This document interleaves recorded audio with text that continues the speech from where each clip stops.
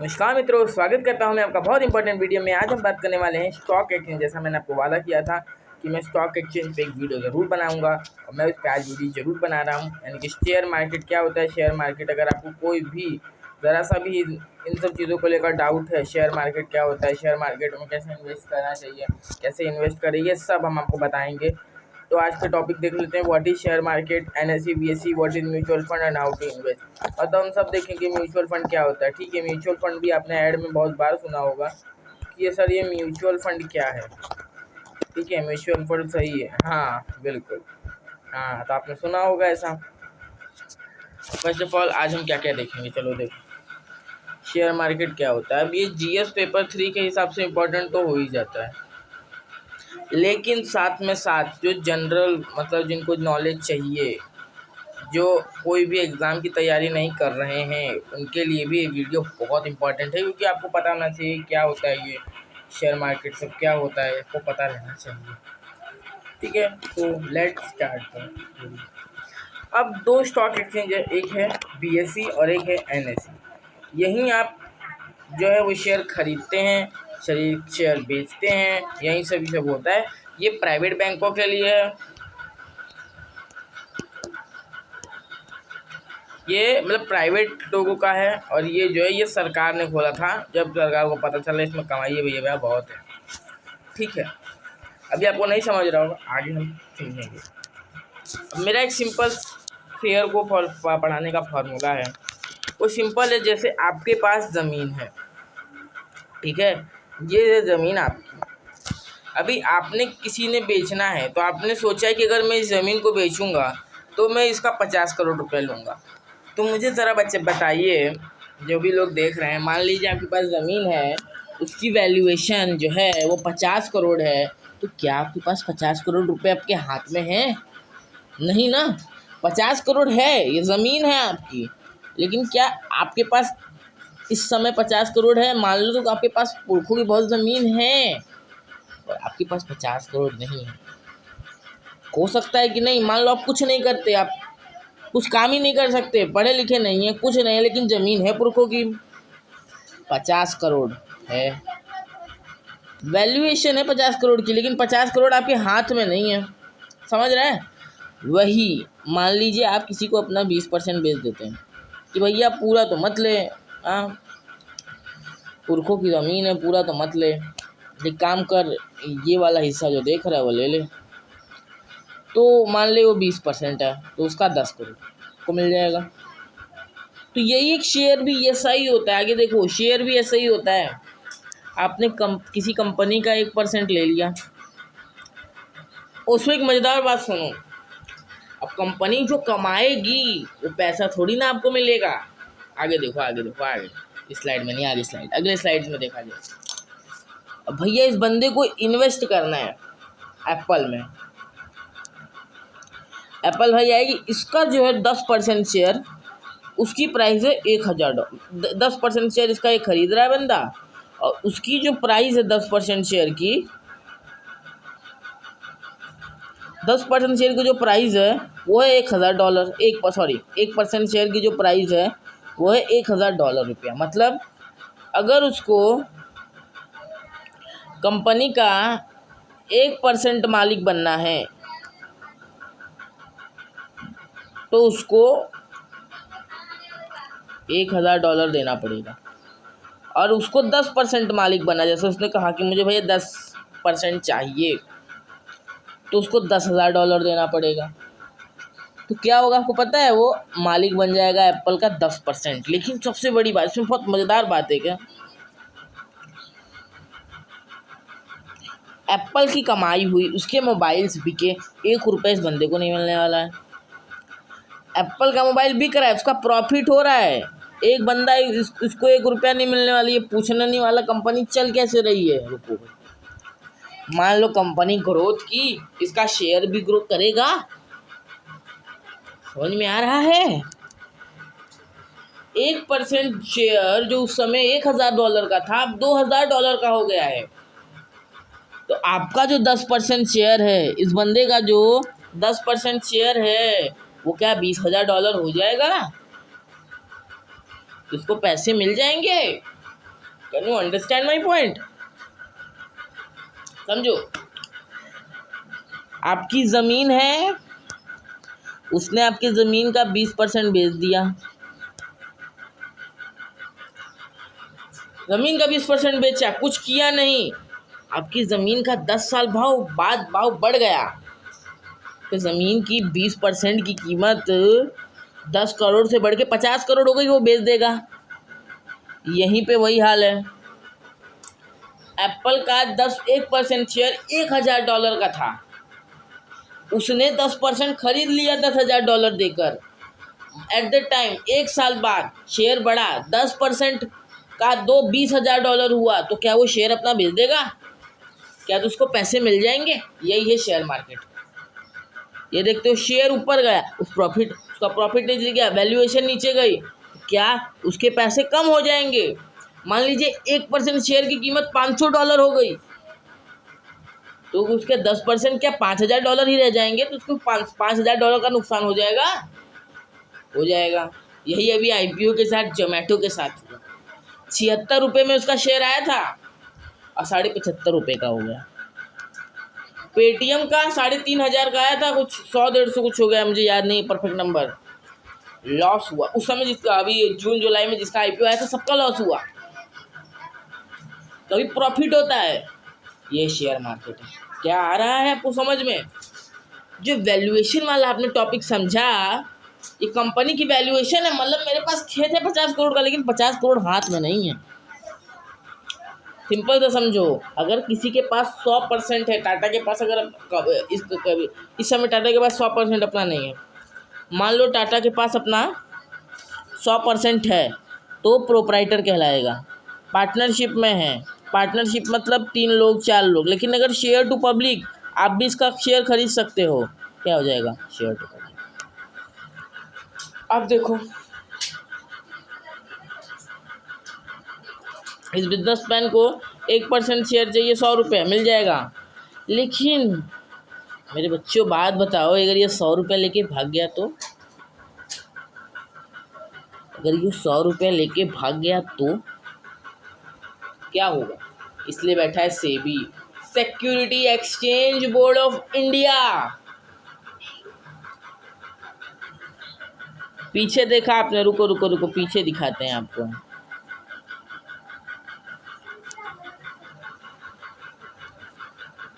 आपने पीछे देखा, इसने इसका शेयर ले लिया, लेकिन इसने अगर भाग गया, कंपनी लॉस में हो गई, ये भाग गया पैसा लेकर, तब इसको तो कहते हैं। इसके लिए बैठा है सेबी, भैया भागने देंगे, तुम्हारा सिक्योर करके रखेंगे पैसा, लेकिन लॉस हुआ तो ना मत कहना। इसीलिए कहते हैं ना, रिस्क है तो इश्क है। हाँ, इसलिए तो आई है वेब सीरीज स्कैम 1992। ऐसे ही घाटा फ्रॉड हुआ था, ACC सीमेंट में दम था ही नहीं। हर्षद मेहता ने उसका भाव ऊपर किया, जब था ही नहीं, कमाई हो गई, फ्रॉड हो गया। कभी उसको चर्चा करेंगे बाद में, वैसे तो आज चर्चा नहीं।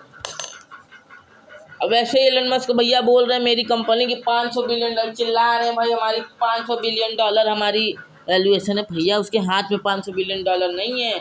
हम देखते हैं इनकी नेटवर्थ इतनी, अरे भैया नेटवर्थ मतलब पैसा थोड़ी ना है, वैल्यूएशन है कंपनी की। मतलब कंपनी का कुल पैसा जो है, कंपनी को बेच देंगे तो इतना पैसा आएगा भैया कंपनी के पास। Can you understand my point? ठीक है, समझ में आ रहा है ना? तो क्या इनके पास $500 बिलियन है? इनके पास नहीं है सर, पर इनकी कंपनी की वैल्यूएशन, मान लो मेरी चैनल की वैल्यूएशन 10 करोड़ है नहीं, मजाक कर रहा हूँ, कोई नहीं लेगा चैनल को, तो इनकम सोर्स करेंगे, ठीक है। हाँ, 10 करोड़ है तो क्या मेरे पास 10 करोड़ है? नहीं है, पर वैल्यूएशन। समझ में आ रहा है? शेयर मार्केट समझ में आया? समझ में आया तो एक बार लाइक कर देना, और जो लाइक नहीं करेगा उसको समझ भी नहीं आएगा। अब म्यूचुअल फंड पे बात कर लेते हैं।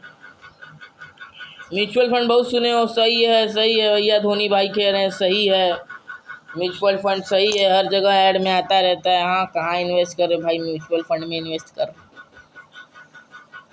शेयर, ये इस गणित को हम बाद में देखेंगे, यहाँ गणित मुझे आपको नहीं पता है कि इन्वेस्ट कैसे करें, या तो देखो एक मैं आपको मस्त उदाहरण देता हूँ, स्लाइड में और बाद में देखेंगे।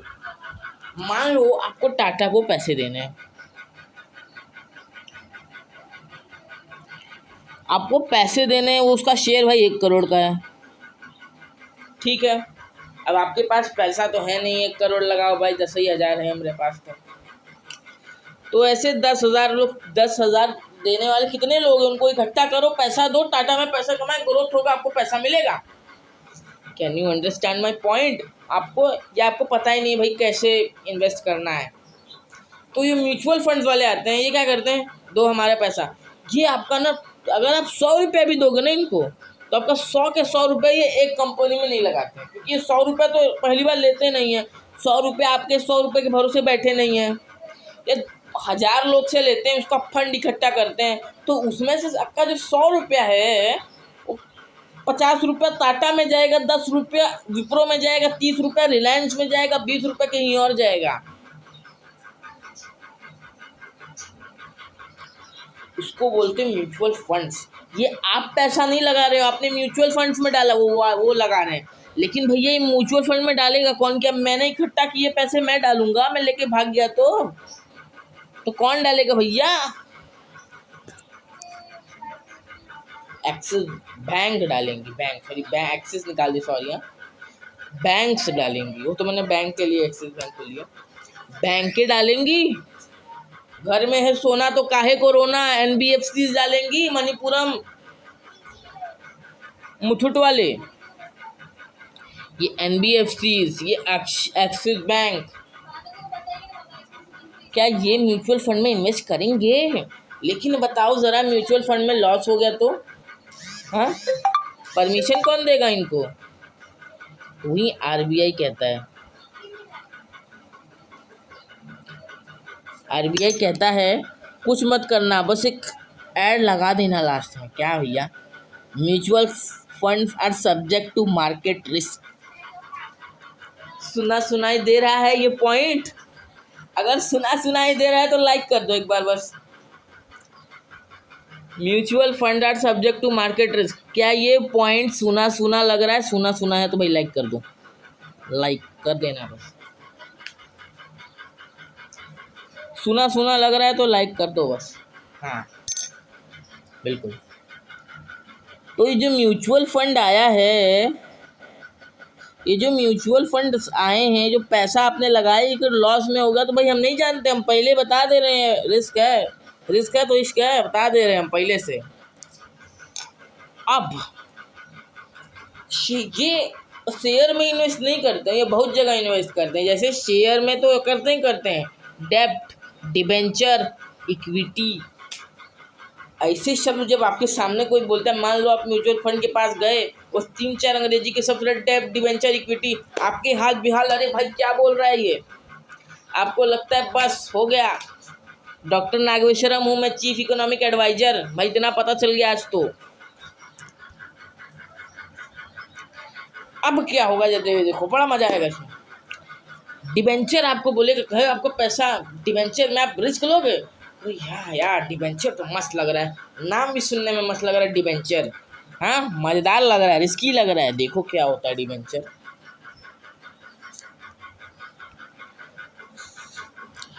डिबेंचर मतलब होता है ब्याज,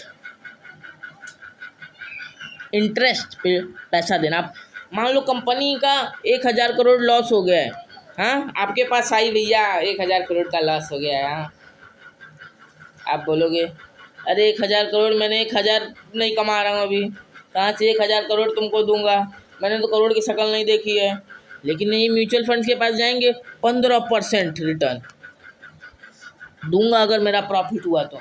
म्यूचुअल फंड में आप पैसा लगाते क्यों? शेयर मार्केट में, एफडी में लगाओगे 5-6% इंटरेस्ट मिलेगा, शेयर मार्केट म्यूचुअल फंड में डालोगे 18%, 20% का इंटरेस्ट मिलेगा, तो लालच तो आती है पैसे के अंदर से। तो म्यूचुअल फंड वालों को कहते हैं कि भैया पैसा दे दो, आपसे डिवेंचर में पैसा लगवाएंगे, इससे कंपनी आपको ब्याज देती है, इंटरेस्ट देती है।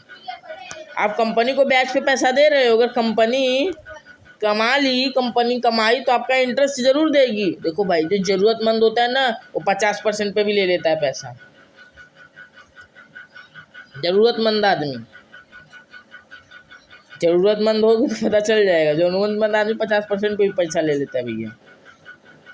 हाँ,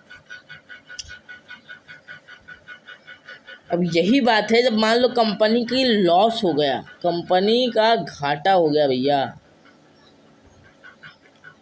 कंपनी जो है वो लॉस में चली गई, अब क्या होगा? कंपनी जो है वो लॉस में चली गई, तब क्या होगा? इसलिए तो बोलते हैं mutual fund are subject to market risk हैं। अब उसमें भी आपसे पूछेगा कन्वर्टेबल या नॉन कन्वर्टेबल। देखो, अगर आपको ब्याज, आप पैसा कंपनी को ब्याज पे भी दे रहे हैं और उसको मालिकाना हक भी ले रहे हैं, शेयर भी ले रहे हैं, तो उसको बोलते हैं कन्वर्टेबल डिबेंचर, जो कुछ समय बाद इक्विटी शेयर्स में हो जाते हैं। इक्विटी आगे मैं बढ़ाऊंगा, मालिकाना हक, ओनरशिप ले लेना, उसमें भी वही हाल है, पता नहीं, कुछ करना नहीं है, कंपनी प्रॉफिट कमाएगी, पैसा निकाल लेना है ये वैसे। और नॉन कन्वर्टेबल मतलब वो आपका ब्याज ही रहेगा। तो मैं आपको बता रहा हूँ, अभी न्यूज़ में ये बने थे, मैंने बढ़ाया भी था दिसंबर के महीने में, ये न्यूज़ में आए थे और मैंने प्रॉपर वीडियो बनाया भी था इस चीज़ के ऊपर, वापस एक वीडियो बना रहा हूँ, लिंक डिस्क्रिप्शन में है, जाके देख सकते। इक्विटी क्या होता है? ओनरशिप ऑफ कंपनी का ओनरशिप ले लेना। शार्क टैंक में यही होता ही है, इक्विटी देते हैं अपना स्टार्टअप वाले, स्टार्टअप मतलब बिजनेस खड़ा करना, ठीक है। हाँ, समझ में आ रहा है ना? कब नहीं, कुछ नहीं समझ में कमेंट कर देना, इक्विटी नहीं समझा, डिबेंचर नहीं समझा। डिबेंचर मतलब आप ब्याज पे पैसा दे रहे हैं, इक्विटी मतलब मालिकाना हक हो जाना, लेकिन पैसा आपको नहीं मिलेगा, कंपनी ग्रो करके निकाल लेना। अब आपके लिए क्या सही? देखो, शेयर किस लिए सही है? मान लो आज पैसा डाल रहे हो, बच्चों की शादी में निकालोगे तो शेयर मार्केट सही है, लेकिन आज निकाल रहे हो, परसों निकालना है, 10 दिन बाद निकालना है, तो म्यूचुअल फंड सही है, ठीक है। हाँ, दैट विल गेट मोर। अब भैया फाइनेंशियल एडवाइस भी आपको दे देते हैं, कैसे अगर इन्वेस्ट करना है तो कैसे करोगे। तो एक अकाउंट बनता है, वो बहुत ज़रूर, मतलब मैंडेटरी, उसके बिना शेयर मार्केट में इन्वेस्ट कर ही नहीं सकते, वो है डीमेट अकाउंट। अब डीमेट अकाउंट आपको ऑनलाइन कहीं भी किसी भी वेबसाइट से आप बना सकते हो। अब स्टॉक से ग्रो है आजकल, बहुत सारे आप वेबसाइट से बना सकते हो। बाकी अब थोड़ा सा इतिहास भी देख लेते हैं, मैं इतिहास का विद्यार्थी हूँ, इतिहास मेरा फेवरेट विषय भी है, तो थोड़ा इतिहास को भी देख लेते हैं। 31 अगस्त 1957 को बीएसई को भारत गवर्नमेंट ने रिकॉग्नाइज किया था, द फर्स्ट स्टॉक एक्सचेंज 1957 को, ठीक है। हाँ, that will get more important. Construction of the present building philosophy zero, इसमें बहुत पहले बना था वैसे, लेकिन इसको रिकॉग्नाइज किया था इस डेट पे, क्योंकि सरकार को पता चला इसमें पैसा तो बहुत है, हाँ बहुत पैसा है इसमें, इसलिए सरकार ने अपना एनएससी भी बना दिया। एनएससी बाद में अपना सरकार ने इसमें बना दिया, ठीक है। हाँ, can you understand my point? हाँ, सरकार ने अपना नेशनल स्टॉक एक्सचेंज बनाया, ये पहले से ही बना था, अंग्रेज बना के गए थे, बॉम्बे स्टॉक एक्सचेंज, बीएसई। अब ये निफ्टी क्या होता है, सेंसेक्स क्या होता है, इसको भी समझो। अब जैसे बॉम्बे स्टॉक एक्सचेंज, इसको बताना है ना भाई, ये कंपनी इतनी ऊपर है, इस कंपनी का शेयर इतना है, शेयर मार्केट ऊपर गया, शेयर मार्केट नीचे गया, तो वो एक इंडिकेटर निकालती है, उसको बोलते हैं सेंसेक्स, ठीक है। उस इंडिकेटर का नाम है सेंसेक्स। अब नेशनल स्टॉक एक्सचेंज जो इंडिकेटर निकालता है, वो बताता है कि भैया इतनी चीज़ें ऊपर गई, इतनी चीज़ें ऊपर नीचे गई, नीचे ऊपर चल रहा है भाई दुनिया में, वो निकालता है निफ्टी। निफ्टी मतलब 50 कंपनियों का लिखा जाएगा, उसको बोलते हैं निफ्टी,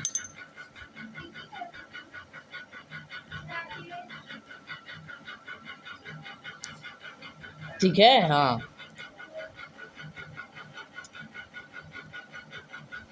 तो अभी आपने देख लिया कि ये शेयर मार्केट क्या चीज़ है भाई, शेयर मार्केट किस खेत की मूली है, आपको पता चल गया। हाँ, म्यूचुअल फंड्स क्या, नहीं समझा तो कमेंट कर देना, मैं आपके डाउट्स क्लियर कर दूंगा, लेकिन मेरे ख्याल से इतनी आसान भाषा में आपको समझ में आ गया होगा, ठीक है। हाँ, इन्वेस्ट कैसे करते हैं कभी देख लेंगे, वो बिजनेस गुरु तो मैं हूँ नहीं कि आपको बताने वाला हूँ इन्वेस्ट कैसे किया जाता है इसमें, मतलब क्या टिप ट्रिक पे मत बनने को फोकस किया कीजिए, वैसे भी अपने सैलरी का अगर आप मतलब कभी जॉब भी करेंगे तो अपना सैलरी 100% इसमें नहीं देना है भाई। लॉस है, इसमें रिस्क है तो इश्क है, वो तो बात सही है, पर बातें इसमें फ्रॉड्स भी बहुत सारे हुए हैं। भारत में सिर्फ 4% लोग ही शेयर मार्केट में इन्वेस्ट करते हैं। इन्वेस्ट करना चाहिए, इससे देश भी बढ़ता है और आपको भी प्रॉफिट होता है, और नॉलेज लेना चाहिए इन सब चीज़ों के बारे में, पैसा इन्वेस्ट करना चाहिए। तो इसी के साथ thanks for watching this video. बहुत दिनों से वीडियो भी हमारे चैनल पे अपलोड नहीं हो रही थी, कुछ टेक्निकल इश्यूज थे। अब हाँ, दर रोज़ होती रहेगी, मतलब डेली तो मुश्किल है, क्योंकि जो आपके लिए जो पावर पॉइंट बनाना इतना सब आप देख रहे हैं, इतना मुश्किल से कलरफुल पावर पॉइंट बनाना, फिर उसके बाद इंफॉर्मेशन को कलेक्ट करना और प्रेजेंट करना, बहुत एडिट करना, बहुत टाइम लग जाता है इन सब चीज़ों में, इसलिए थोड़ा सा टाइम लगेगा, पर अच्छे से आप तैयारी करते रहें। इसकी पीपीटी जो पूरा power point, colourful power point, मुझे आप टेलीग्राम पे, मैं स्वीट साइज चैनल को, आप टेलीग्राम चैनल है उसको आप ज्वाइन कर लीजिएगा। डेली लेक्चर के अपडेट्स भी आपको मिल जाएंगे, वीडियो जैसे ही आएगी वो मैं वहाँ पे लिंक दे देता हूँ, जैसे ही वीडियो अपलोड हुई लिंक चला गया, पीपीटी भी चली जाएगी। वीडियो के 2 मिनट्स का गोल लिखा रहेगा वीडियो में, वहाँ पे पीपीटी अवेलेबल रहेगी, मैं आपको गारंटी के साथ ही बोल रहा हूँ, और नहीं रहेगी तो बता देना, मैं कर दूँगा, ठीक है। तो चलिए bye, thanks for watching this video. Channel को लाइक सब्सक्राइब